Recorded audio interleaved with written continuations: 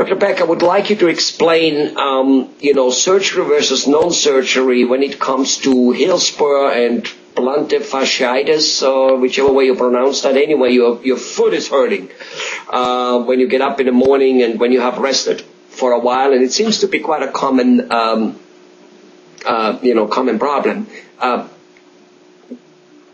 Tell us about the treatments available there, the non-surgical one, and what's the advantage of it is.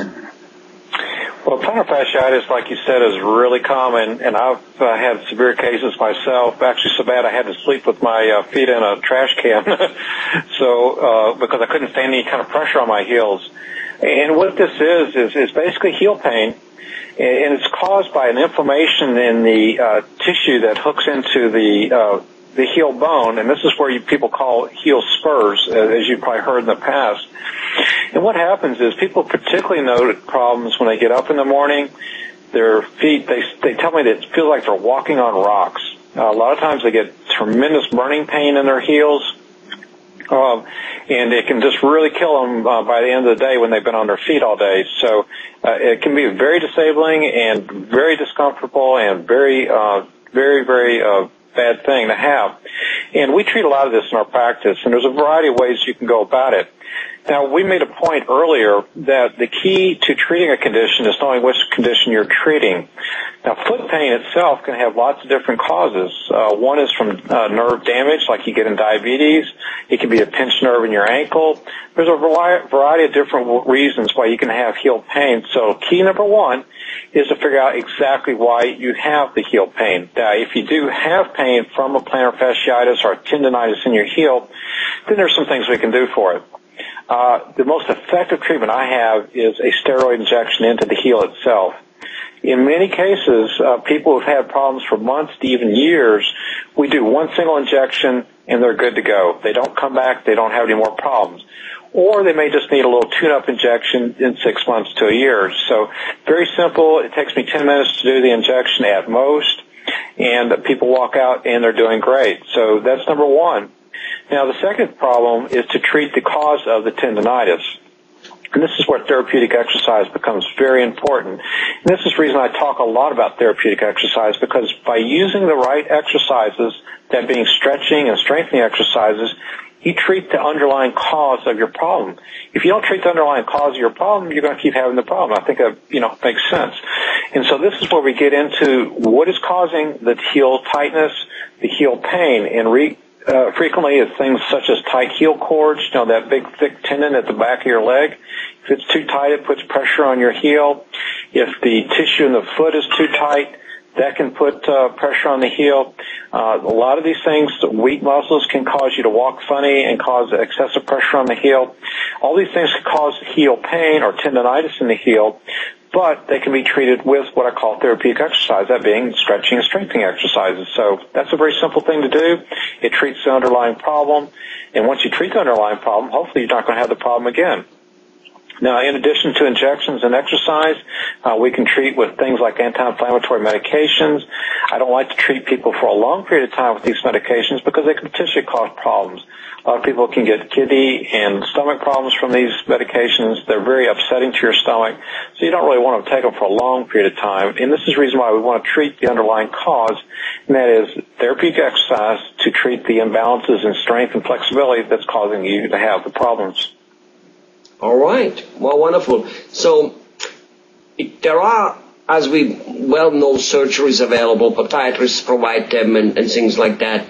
Shed some light on that and give us the difference about this thing and the value. I'm sure there's a need for both of them in some cases. There is. And, again, this is where we look at the majority of problems such as this, tendonitis problems, muscle injuries, muscle pain, don't initially require surgery. There's a lot of things you can try to do first before you consider surgery. And again, things like injections, exercises, medications, and even just simple insertions or inserts to go into your shoe may make the need for surgery obsolete. Now, if all these things don't help, then we can get you over to see the surgeon and see if there's something there he or she feels they can do for you to help your situation. Would that surgeon be a podiatrist or some other type of surgeon, or either one of them? We usually start with a podiatrist, and sometimes orthopedic foot surgeons will also address the problem as well. Mm-hmm. Okay. All right. Well, wonderful. And again, is there some testing involved for you to find out what, or is it just the guy comes in with a pain, it's very obvious, and you go and give him the steroid injection and whatever you then decide, or is there some major testing or some testing before involved? It depends. If you're a real healthy young person and you have heel pain and it's fairly obvious what's causing the problem on physical examination, then we may simply go and do the injection and treat the problem. Now, I frequently see people that are older, they have multiple medical problems, particularly diabetes, where I can't tell if the problem's tendinitis or a nerve injury or a nerve problem. And in those cases, I have to go on and do more testing before I can really determine what it is the problem is. Because if I don't know what the problem, I can't treat it. And so it's sort of like, spitting in the wind. You're throwing treatments at a patient, but you really don't know what you're treating. And so you really want to nail down the diagnosis and make sure you know what you're doing before you do it. Right. Well, it seems to be, again, boiling down here that, a good testing, and me coming from a mechanical field, a mechanical machinery engineer field very originally, and again, if you didn't have a good testing, if you didn't know which cogwheel was the one which was not grinding right, I mean, you could work weeks on that machine, lay it apart, put it together, and still not find it.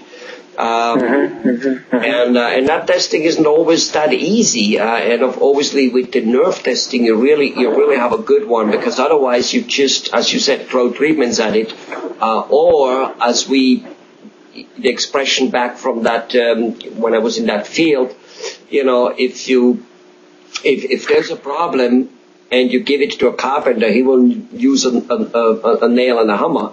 If you give it to a mechanical guy, he will probably use some welding rod and weld it together.